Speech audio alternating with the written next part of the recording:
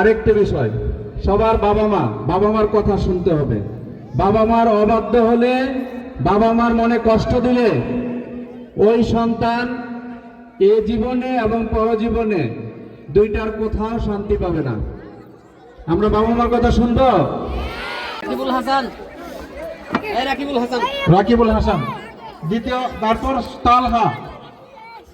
এরা শ্রেণীতে সবচেয়ে বেশি উপস্থিত থেকেছে, তার জন্য তাদেরকে বই উপহার দেওয়া হলো। এরপরে আগামী বছর যারা সর্বোচ্চ শ্রেণীতে উপস্থিত থাকবে তাদেরকে আরো ভালো পুরস্কার দেওয়া হবে, এর চেয়েও। তালহা পুরস্কার গ্রহণ করছে। এবার বিদ্যালয়ের শিক্ষকদের মধ্য থেকে যারা সবচেয়ে বেশি উপস্থিতি দেখিয়েছেন এবং বিদ্যালয়ে সবচেয়ে বেশি উপস্থিত থেকেছেন বিদ্যালয়ে, তাদেরকে পুরস্কৃত করছি। তাদের বিদ্যালয়ের সহকারী প্রধান শিক্ষক জনাব আনোয়ার হোসেন সবচেয়ে বেশি উপস্থিত ছিলেন 2024 সালে। জনাব আনোয়ার হোসেন স্যার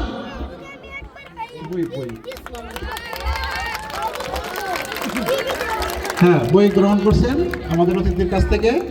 সহকারী প্রধান শিক্ষক জনাব আনোয়ার হোসেন স্যার, ধন্যবাদ আনোয়ার হোসেন স্যারকে সারা বছর তার উপস্থিতি ভালো থাকার জন্য।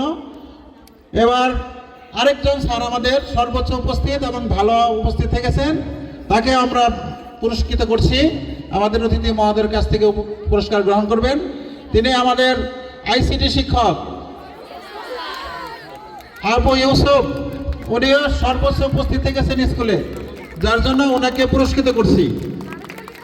আমি আশা করি এরপরে আমাদের স্যারদের মধ্যে থেকে আরো ভালো পারফরমেন্স 2025 সালে শ্রেষ্ঠ শিক্ষক পুরস্কার দেওয়া হবে। 2025 সালে শ্রেষ্ঠ শিক্ষক পুরস্কার দেওয়া হবে এবং সেটা বড় ধরনের একটা পুরস্কার হবে।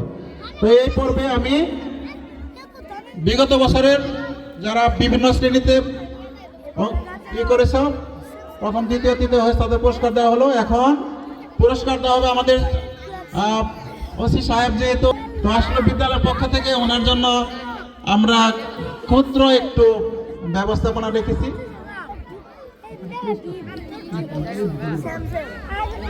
আমি স্যারকে তার ক্ষুদ্র উপহারটি গ্রহণ করার জন্য অনুরোধ জানাচ্ছি। আসলে দেওয়ার মতো আমাদের কিছু নেই।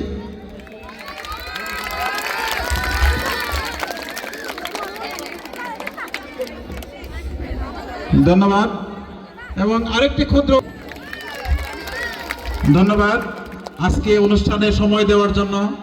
আমি আশা করি আগামী দিনগুলোতেও আমরা ওনাকে পাশে পাবো বিভিন্ন অনুষ্ঠানে, বিভিন্ন কার্যক্রমে, কারণ আমাদের বিদ্যালয়কে এগিয়ে নেওয়ার জন্য ওনাদের সার্বিক সহযোগিতা আমাদের একান্ত প্রয়োজন। অত্যন্ত ভালো মনের একজন মানুষ। আমি ওনাকে তার মূল্যবান কিছু কথা, যেহেতু আজকের অনুষ্ঠানে আমাদের প্রধান আলোচক, কিছু মূল্যবান কথা বলার জন্য আমি ওনাকে অনুরোধ জানাচ্ছি, বিনীতভাবে অনুরোধ জানাচ্ছি।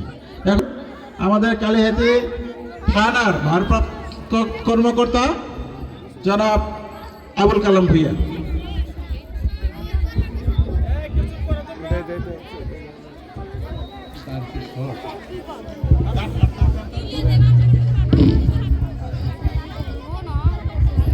আসসালামু আলাইকুম, সবাই ভালো আছেন? দুপুরে লাঞ্চ করা হয়েছে সবার? তাই তো কষ্টের কথা।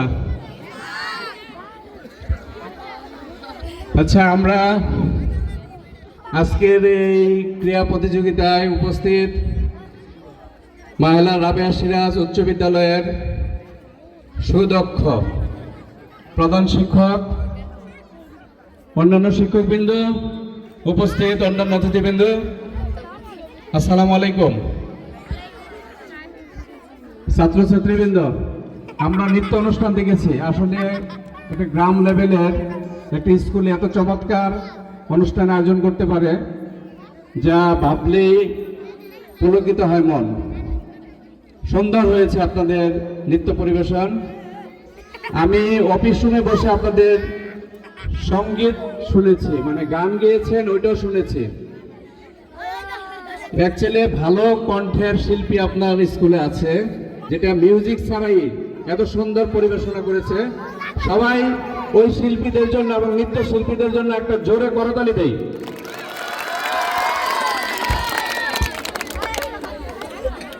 আমার কর্মব্যস্ততার জন্য আপনাদের এই খেলার প্রতিযোগিতার সময় আসা সম্ভব হয় নাই, এর জন্য আমি দুঃখিত।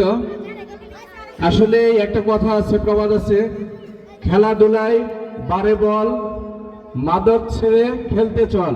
আমরা কি মাদক গ্রহণ করবো না মাদককে না বলবো? মাদককে না বলবো জোরে। আপনাদের এলাকায় মাদক আছে?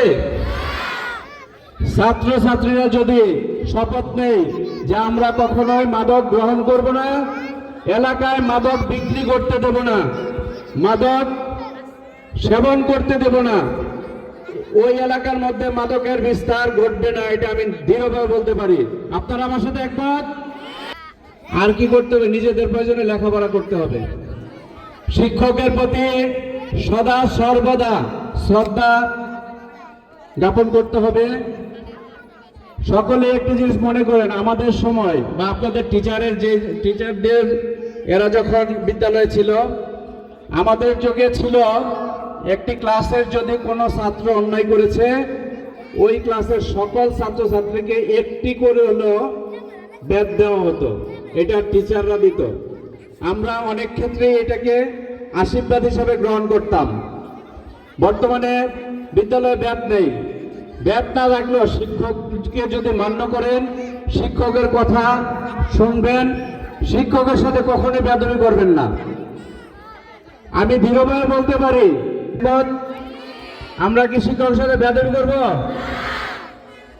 আরেকটি বিষয়, সবার বাবা মার কথা শুনতে হবে। বাবা মার অবাধ্য হলে, বাবা মার মনে কষ্ট দিলে ওই সন্তান এ জীবনে এবং পরজীবনে দুইটার কোথাও শান্তি পাবে না। আমরা বাবা মার কথা শুনবো?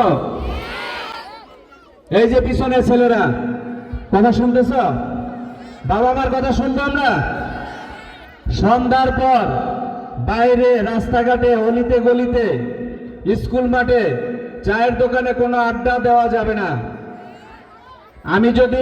আমি বিভিন্ন সময়ে বিভিন্ন এলাকায় ঘুরতে বেরিয়ে যাই, যদি কাউকে এরকম বাজে আড্ডায় পাওয়া যায় যে সন্ধ্যার পর কোথাও চায়ের দোকানে অযথা ছাত্ররা আড্ডা দিচ্ছে, আমি কিন্তু ধরে নিয়ে যাব।